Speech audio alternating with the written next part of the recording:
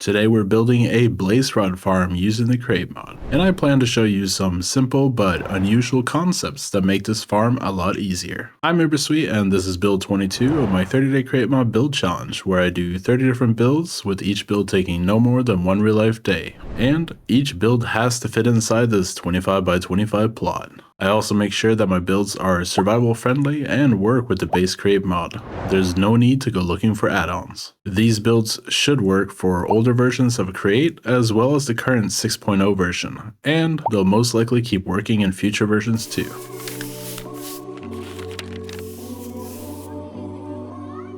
Before we start building, I must explain the concept of quantum entanglement in Minecraft with a quick demonstration. I have placed our test subject Elsa right here, and over here we have a deployer which is filled with snowballs. As I flip this lever, Elsa will get hit by snowballs, taking a little bit of damage each time.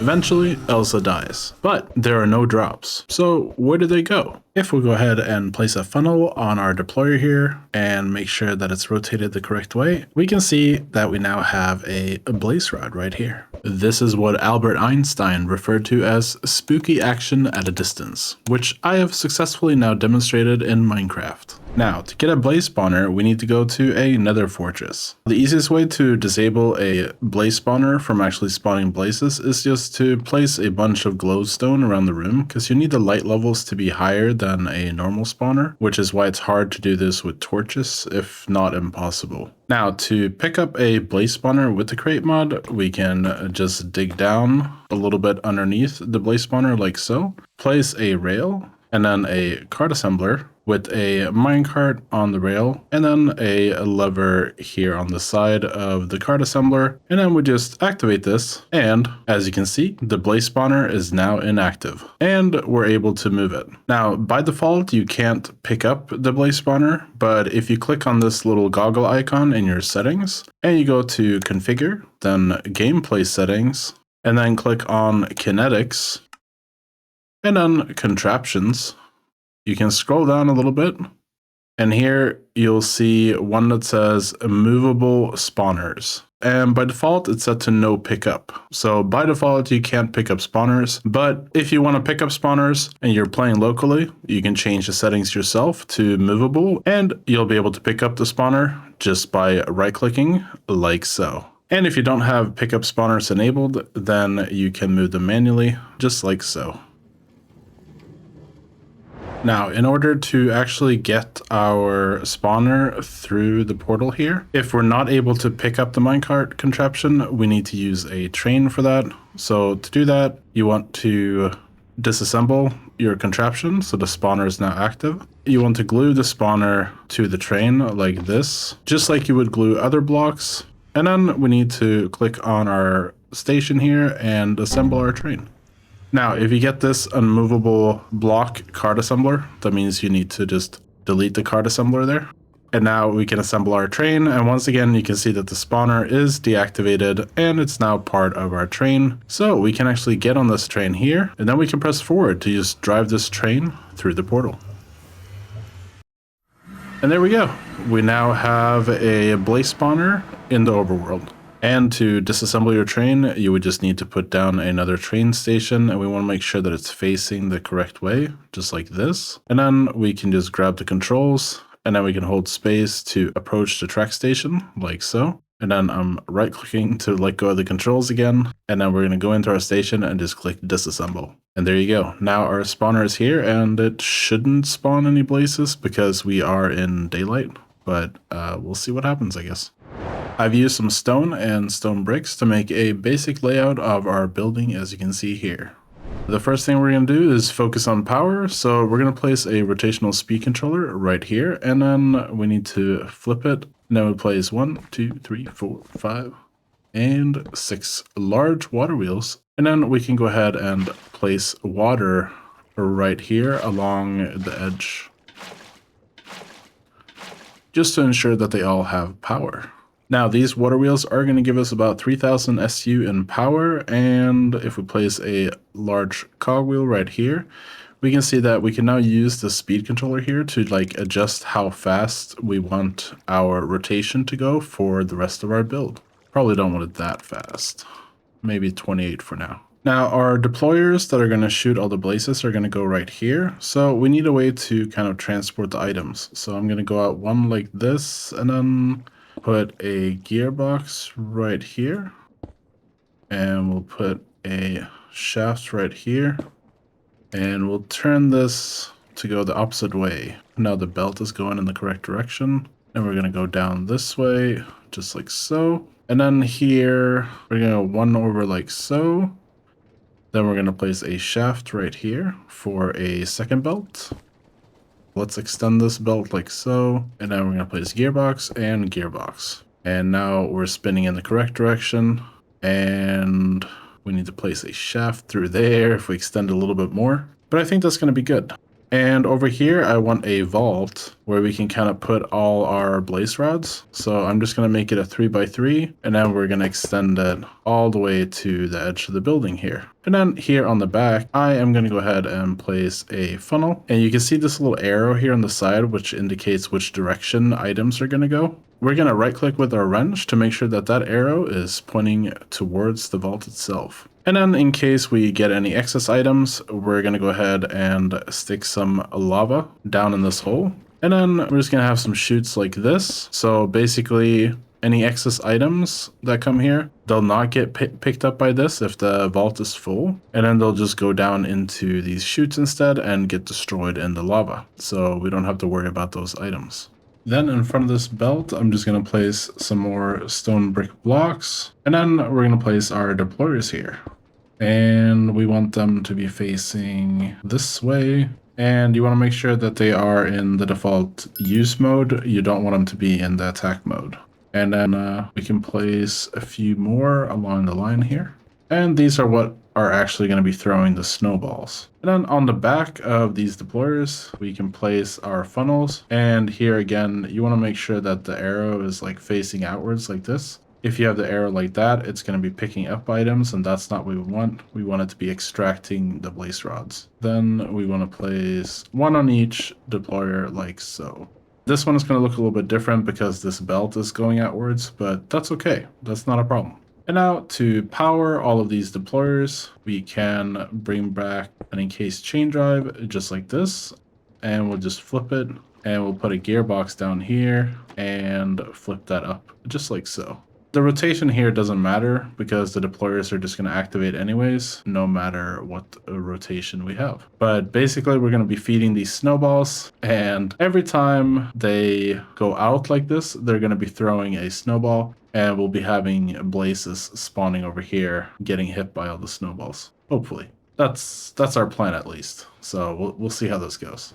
Now I built up a bit of an enclosure up here above our deployers, and in here we are going to be using snow golems, which you can make by putting 2 blocks of snow and then a pumpkin on top, and then use some shears on it like so. Now you have a snow golem. And the nice thing with snow golems is that when they walk, they leave snow behind. Is it not doing it now? So snow golems leave snow behind. Unless you have mob griefing set to false, then they won't do that because this is considered mob griefing. So you need to have that setting disabled, and then snow golems will actually leave snow on the ground, and we'll be able to pick this up with the mechanical plow. So what we're going to do next is right here in the center of this, we're going to place a mechanical bearing, and we actually want to flip this so that it's upwards. And I'm just going to close this with a block. We'll come back to that later. And then I'm just going to place 1, 2, 3, 4 blocks like this. And we're going to place plows right here. And we'll just have a barrel on top because we need some kind of like storage. So we'll just place that up there. Yes. You're going to be working hard here, but it's going to be okay. Trust me. And now we need to super glue our contraption. Of course, we need to get rid of some of the snow that's been building up here just so we don't accidentally glue some of that to our contraption. But basically, just want to glue all of the oak planks like so. And we want to make sure that our inventory is glued on top of that.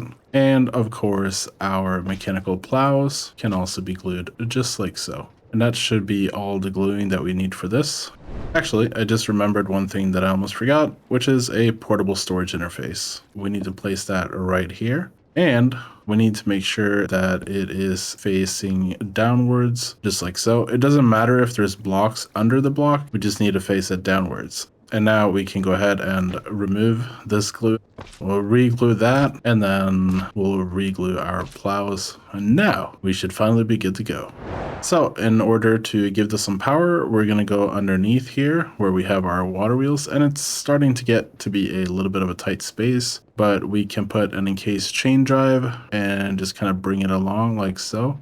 And then we're going to put another encased chain drive here like that. And I think we could just hook these two up and we should now be plowing snow. So there you go. And don't worry, the contraption rotating like this is not going to hurt our snow golems. It just kind of moves them around. And if anything, it helps them produce like more snow. If we check our chest now, we can see that we have a bunch of snowballs already. And this is going to be powering our farm. For our deployers, we want to grab some snowballs here, and then we're going to just place them as the filter on every deployer. And the reason we're setting this filter is because the filter on a deployer tells the deployer which item that it should keep. And you can also see that if we give the deployer the snowball, it's going to be able to throw the snowball. But we need to build a way for these snowballs to be transferred. So we're going to place a shaft right here, another shaft right here, just like so.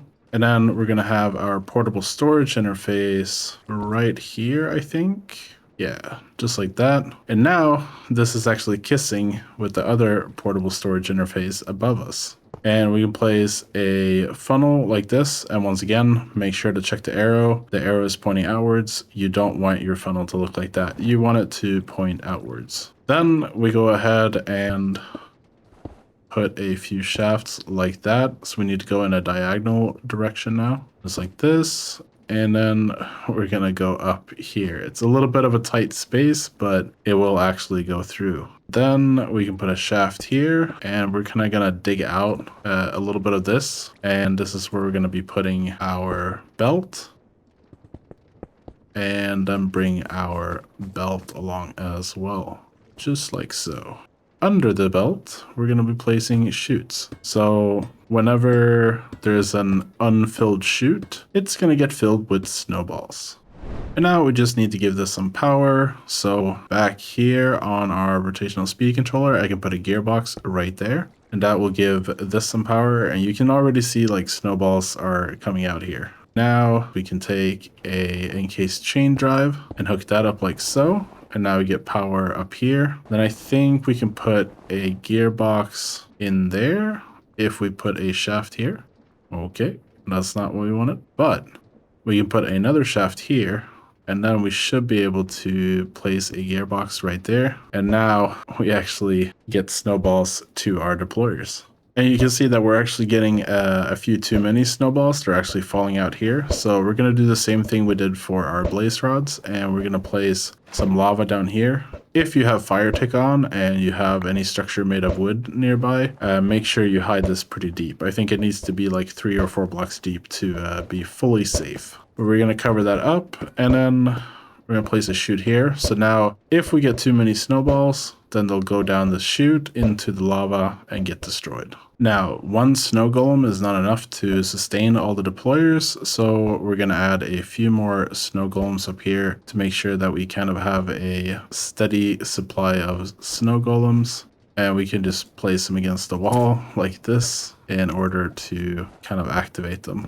And I don't really know how many snow golems you want to have. Probably like at least 4, maybe 5, maybe 6, you know. Let me know in the comments down below if you can figure out an optimal amount of snow golems needed for this farm. Yeah, I also set up a bit of a chamber here. So you can see I have some glass in order to just demonstrate how this works. And as soon as we put a roof on this, it should start spawning the blazes. And now with the roof on here, you can see their blazes actually spawning, and they will get mad at the deployers. So be careful like what you have nearby here, because they will actually try to fire at the deployers. Oh, are they? I think they're firing. Yeah, they're firing at the snow golems. That's kind of scary, actually. I don't think anyone is getting hit here. Doesn't look like it. Now that our basic concept is working, I'm going to go ahead and do a little bit of building magic, and then I'll be back to show you the finalized build. And there we go, build finished. So let me show you what I did to the place. Up here where we have our snow golems, I have built this kind of circular structure, something I've never done before, just to kind of see what it would look like. And I also stuck a lot more snow golems in there, and they seem to be having fun. I also decorated a bunch on the outside here, so all around the structure there's like small little details, which yeah, I really like putting in there. I tried a few different things. I did this like log thing here that goes down into this like spruce stairs and then into the fence. I'm not sure I like it, but it was a little bit different, and I kind of kept it as a theme as I went around. But overall, I think it looks really good. If we head inside, you can see here, this is where we get our blaze rods. So they just come out of this, and all the blaze rods are stored in this item vault here. And we also have this board here, which shows us that we have 3 blaze rods right now. And that's done with these display links, and they're looking at the smart observer here, which is in turn looking at the item vault. And then we also have a threshold switch here, which is set to show the container fill level, and it's being done as a progress bar. And since we're nowhere close to the 900 stacks that are needed to fill this vault, then the progress bar is pretty empty at this point. Oh hey, we got a new blaze rod. So now we have 4 in our vault here, and we also have 1 here. Yeah, in here you can see it's basically the same setup. All the blazes are just in there getting murdered. And I also put some blocks in there, like you see behind the spawner. I put some blocks there just so that these blazes wouldn't hide behind the spawner. But I can also see that we kind of have an issue here where the blaze is just kind of chilling by the window and avoiding all damage. But I think he'll eventually go towards the middle, I guess. If we want to go inside, we can open this door. Then we can kind of assess the situation. I guess we could put some glowstone in here if we wanted to actually turn it off. And then to exit, we just open this door again. And that should hopefully prevent any escapes. And up here, I put a nice little furnace. Or what is it called? A fireplace. Yeah, I put a nice little fireplace in here. So upstairs above all the blazes. It's a little bit loud, but yeah, you might be able to like hang out here, you know, talk to your friends. Enjoy as all the blazes are dying beneath you. And there's also like a little balcony here, which I really like, which can look out at the other builds that we've built throughout this build series and enjoying the scenery. I also added a little door here on the outside. So if we go in here, we can actually like reach the maintenance area. So if we need to like adjust anything or anything like that, we can kind of come back in here and, you know, adjust it as needed. But hopefully that shouldn't be needed.